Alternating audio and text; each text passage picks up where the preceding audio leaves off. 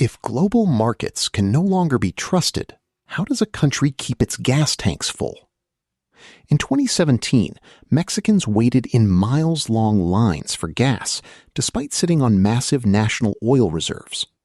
Published on 26 June 2026, this piece from Compact asks a question free market economists usually dismiss.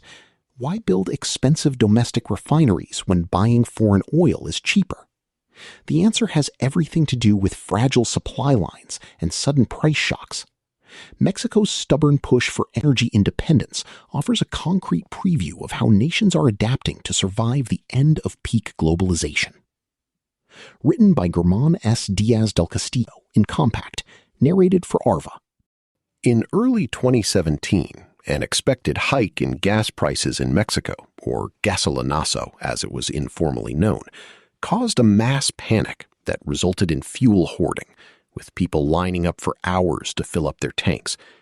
I remember sitting in my cold car in the middle of the night, in a line that stretched on for a few miles, terrified that it would run out of juice before reaching the pump. Then President Enrique Peña Nieto's energy production reforms, which liberalized and opened Mexico's petroleum market to private investment for the first time since its nationalization under President Lázaro Cárdenas in 1938, had recently begun to have effects on consumers.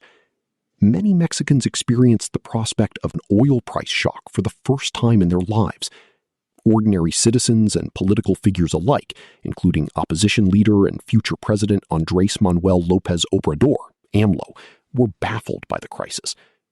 In theory, Mexico's maximum oil refining capacity is around 1.5 to 1.8 million barrels per day. Throughput across 2024 was much lower, while its daily use of oil hovers around 1.75 million barrels per day. This means that Mexico, in theory, has enough petroleum in its territory to cover most, if not all, of its oil needs. Why then had Mexico proven so vulnerable to a shortage? Mexico's energy infrastructure is old and inefficient. The answer is that Mexico's energy infrastructure is old and inefficient. In 2018, the year AMLO won the presidency, Mexico had 6 legacy refineries that were running at under 40% capacity. Between 1990 and 2013, Pemex, Mexico's state-owned petroleum corporation, refineries averaged utilization of about 75%. The result was a rising dependence on U.S. fuel imports, nearly 800,000 barrels per day of gasoline and diesel in 2018. On taking office in 2018, AMLO made energy and petroleum self-sufficiency a priority. Mexico acquired full control of the Texas Deer Park refinery for Pemex, and construction began on the Olmeca refinery, or Dos Bocas as it's popularly known, in Tabasco. AMLO's political party, Morena, has also emphasized modernizing Pemex's oil refineries.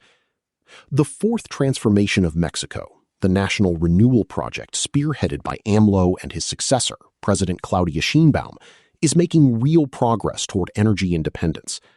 National refinery throughput rose 44% year over year in the final quarter of 2025, and Pemex's refining recovery trimmed gasoline imports from the United States by 5% across the year. Nonetheless, these projects faced massive criticism from the opposition, framed in both environmental and financial terms. Morena's opponents have pointed out myriad implementation problems and logistical setbacks in the Dos Bocas refinery, its excessive cost, $12 billion over budget, its underperformance relative to its designed capacity, and a number of safety issues. Beneath these objections lies a quintessential difference between the neoliberals, as AMLO called them, of the opposition, and those who make up his and Sheinbaum's movement, who are driven by a fundamental distrust of the U.S.-led international market system.